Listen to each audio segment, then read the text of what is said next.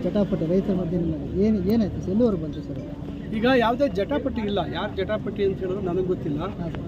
ನೋಡಿ, ರೈತರ ಕೋರಿಕೆ ಮೇರೆಗೆ ನಾವು KIDBಯಲ್ಲಿ ಈ ರೀತಿ ಪ್ರಕ್ರಿಯೆ ಇಲ್ಲ. ಇದು KIDBಗೂ ಈ ಪ್ರಕ್ರಿಯೆಗೆ ಯಾವುದೇ ರೀತಿಯಾದಂಥ ಸಂಬಂಧ ಇಲ್ಲ. ಇದು ನಾವು ಜಿಲ್ಲಾಡಳಿತ ಈ ಪ್ರಕ್ರಿಯೆಯನ್ನು ಮಾಡಿದ್ದೀವಿ.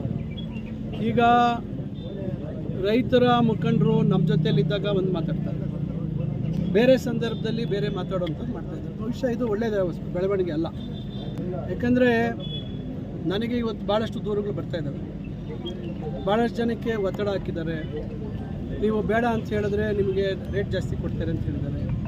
ಇನ್ನು ಕೆಲವರಿಗೆ ಒಂದೇ ಕಂತಿನಲ್ಲಿ ಕೊಡೋದಿಲ್ಲ, ಇನ್ನು ಕೆಲವರಿಗೆ ದಾರಿಗೆ ಅಡ್ಡ ಹಾಕ್ತೀವಿ ನೀವೇನಾದರೂ ಪರವಾಗಿ ಹೇಳಿದ್ರೆ ಅಂತ. ಈ ರೀತಿ ಯಾಕೆ ಮಾಡಬೇಕು ಅಂತಕ್ಕಂಥದ್ದು ನಾವು ಪಾರದರ್ಶಕವಾಗಿ ನಾವು ಬಣ್ಣ ಬದಲಾಯಿಸಿದ್ವಿ. ಒಂದು ಕೆಂಪು, ಒಂದು ಬಿಳಿ ಚೀಟಿ. ನಾವು ಆ ರೀತಿ ಇದ್ದರೆ ಒಂದೇ ಬಿಳಿ ಚೀಟಿ ಕೊಟ್ಟು ನಾವು ಮಾಡ್ಬೋದಿತ್ತಲ್ವ? ಇಷ್ಟು ಪಾರದರ್ಶಕವಾಗಿ ನಾನು ಶಾಸಕರು ಬೆಳಗ್ಗೆ 10:30ಯಿಂದ ನಾವು ಸಂಜೆ 7:30 8 ಗಂಟೆವರೆಗೂ ಅಲ್ಲಿದ್ದೀವಿ. ರೈತರ ಜೊತೆ ಬೆರ್ತಿದ್ದೀವಿ. ಸರ್ಕಾರದ ಜವಾಬ್ದಾರಿ ನಾನು ಹೇಳಲೇಬೇಕು. ಗೊಂದಲ ಸೃಷ್ಟಿ ಮಾಡಿದ್ದು 12,000 ಎಕರೆ ಒಂದು ಪ್ಲ್ಯಾನ್ ಯಾರು ತಯಾರು ಮಾಡಿದ್ದು, ಯಾರು ಅದನ್ನು ಇಟ್ಕೊಂಡು ಬೆಂಗಳೂರಿಗೆ ಬಂದಿದ್ದು, ಈ ರೀತಿ ತಪ್ಪು ಇದನ್ನು ಮಾಡ್ತಕ್ಕಂಥ ಕೆಲಸ ಆಗಬಾರ್ದು. ಯಾಕೆ ಇಷ್ಟು ದೊಡ್ಡ ಮಟ್ಟಕ್ಕೆ ಅವರು ವಿರೋಧ ಮಾಡ್ತಾ ಇದ್ದಾರೆ? ನನಗೆ ಮಾಹಿತಿ ನಿನ್ನೆ ಗೊತ್ತಾಯಿತು. ಹಿಂದೆ ಇಲ್ಲಿ ವಿಶ್ವವಿದ್ಯಾಲಯ, ಬೆಂಗಳೂರಿನ ಉತ್ತರ ವಿಶ್ವವಿದ್ಯಾಲಯ ಆಗಬೇಕು ಅಂತಕ್ಕಂಥದ್ದು ಇತ್ತು.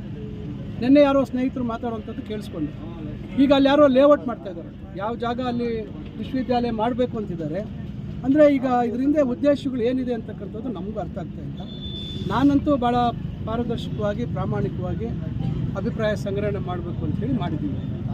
ಇದು ಈಗ ಸುಮಾರು 25% ಜನ ಬಂದಿಲ್ಲ. ಈಗ ನಾವು ಇಲ್ಲಿ ಸ್ಪಷ್ಟವಾದಂಥ ತೀರ್ಮಾನ ಮಾಡೋದಕ್ಕೂ ಕಷ್ಟ ಆಗ್ತಾಯಿದೆ.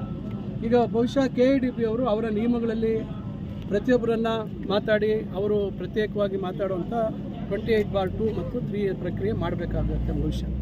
ಯಾಕಂದರೆ ನಾನು ಇದು ಜಿಲ್ಲಾಡಳಿತದ ಪರವಾಗಿ ಮಾಡಿರ್ತಕ್ಕಂಥದ್ದು, KIDBಗೂ ಇದಕ್ಕೂ ಸಂಬಂಧ ಇಲ್ಲ.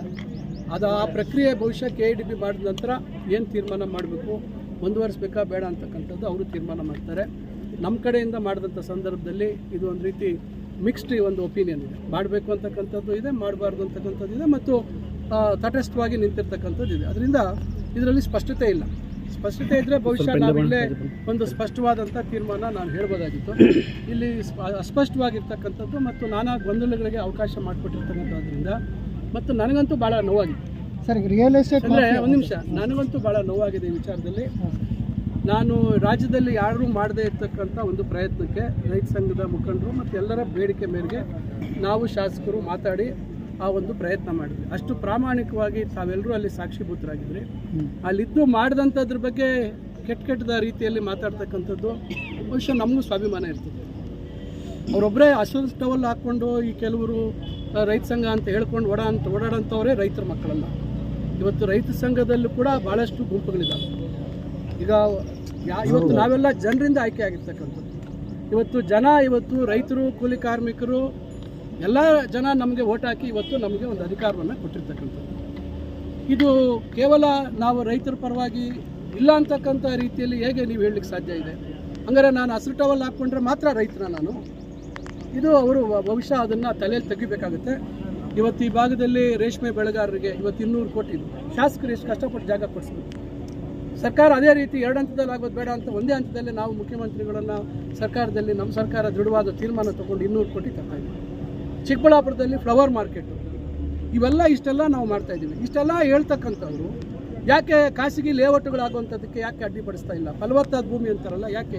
ಇವತ್ತು ವಿಶ್ವವಿದ್ಯಾಲಯ ಇಲ್ಲಾಗಿದ್ದರೆ ಏನಾಗ್ತಿತ್ತು? ಯಾಕೆ ಈ ರೀತಿ ಕೆಲವು ಅಭಿವೃದ್ಧಿ ವಿಚಾರಗಳಿಗೆ ಅಡ್ಡಿಪಡಿಸ್ತಕ್ಕಂಥದ್ದು? ಯಾಕೆ? ನಾನು ಬಂದೆ ನೋಡಿದೆ, ಇವತ್ತು ಆ ಕಡೆ ಬಂದೆ, ಎಷ್ಟು ಲೇಔಟ್ಗಳಾಗ್ತಾ ಇದ್ದಾವೆ ಅಲ್ಲಿ. ಫಲವತ್ತಾದ ಭೂಮಿ ಅಂದರೆ ಯಾಕೆ ಲೇಔಟ್ ಮಾಡೋದಕ್ಕೆ ಅವಕಾಶ ಕೊಡ್ತಾ ಇದ್ದೀರಾ? ನಿನ್ನೆ ಯಾರೋ ಒಬ್ಬರು ಸಲಹೆ ಕೊಟ್ಟರು, ಇದರ ಹಸಿರು ವಲಯ ಮಾಡಿಬಿಡಿ, ಲೇಔಟ್ ಮಾಡಬಾರ್ದು ಇಲ್ಲಿ. ಆ ರೀತಿ ಏನಾದರೂ ಕೈಗಾರಿಕೆ ಪ್ರದೇಶ ಮಾಡದೇ ಇದ್ದ ಪಕ್ಷದಲ್ಲಿ ಗ್ರೀನ್ ಬೆಲ್ಟ್ ಮಾಡಿಬಿಡಿ. ಆವಾಗ ಈ ರೀತಿ ಏನು ಈಗ ಹಿಂದೆಯಿಂದ ಯಾರ್ಯಾರು ಕುಮ್ಮಕ್ಕೆ ಕೊಟ್ಟಿದ್ದಾರೆ ಗೊತ್ತಿಲ್ಲ. ನಿನ್ನೆ ಯಾವುದೋ ಒಂದು ಹೇಳಿಕೆ ನೋಡಿದೆ, ಯಾರೋ ಹುಡುಗನಿಗೆ ಒಬ್ಬನಿಗೆ ಕೈಗೆ ದುಡ್ಡು ಕೊಟ್ಟಿದ್ದಾರಂತೆ, ಎದುರಿಸ್ತಾ ಇದ್ದಾರಂತೆ. ಈ ರೀತಿ ಯಾಕೆ ಮಾಡಬೇಕು? ನಾನು ಹೇಳೋವಂಥದ್ದು, ನಾವಂತೂ ಮುಕ್ತವಾಗಿದ್ವಿ. ಈಗ ನನ್ನ ಕ್ಷೇತ್ರ ಅಲ್ಲ ಇದು, ನನ್ನ ಜಿಲ್ಲೆ, ನಾನು ಜಿಲ್ಲಾ ಮಂತ್ರಿ, ಸ್ಥಳೀಯ ಶಾಸಕರಿದ್ದಾರೆ. ಶಾಸಕರ ಬಗ್ಗೆ ಏನೆಲ್ಲ ಮಾತಾಡಿದ್ದಾರೆ. ಯಾಕೆ ಈ ರೀತಿ ಮಾತಾಡೋಂಥದ್ದು ಏನಿದೆ, ಇದರಿಂದ ಯಾರಿದ್ದಾರೆ? ನಾನು ಅವರಿಗೆ ಕೇಳೋವಂಥದ್ದು ಇಷ್ಟೇ, ನಿಮಗೆ ಭಾಳಷ್ಟು ಗೌರವ ಕೊಟ್ಟು ಇದುವರೆಗೂ ನಾನು ಭಾಳಷ್ಟು ಗೌರವದಿಂದ ನಿಮಗೆ ಮಾತಾಡಿದ್ದೀನಿ, ನಿಮ್ಮ ಮಾತಿಗೆ ಬೆಲೆ ಕೊಟ್ಟು ಮಾಡಿದ್ದೀನಿ. ಆದರೆ ನೀವು ನನ್ನ ಮುಂದೆ ಒಂದು ಹಿಂದೆ 1,000 ಎಕರೆ ಗುರುಸಿರೋದ್ರ ಜೊತೆಗೆ 12,000 ಎಕರೆದು ಮ್ಯಾಪ್ ಹೆಂಗೆ ತಯಾರು ಮಾಡಿ ನೀವು ಬೆಂಗಳೂರಲ್ಲಿ ಫ್ರೀಡಮ್ ಪಾರ್ಕಿಗೆ ಬಂದ್ರಿ? ಯಾರು ನಿಮ್ಮ ಕೈ ಕೊಟ್ಟವ್ರು ಅದ್ರ ಸ್ಪಷ್ಟತೆ ಹೇಳಿ, ಸ್ಪಷ್ಟ ಮಾಡಲಿ ಅವರು. ಇದರಿಂದ ಯಾರಿದ್ದಾರೆ, ಏನು ಅದ್ರ ಉದ್ದೇಶ?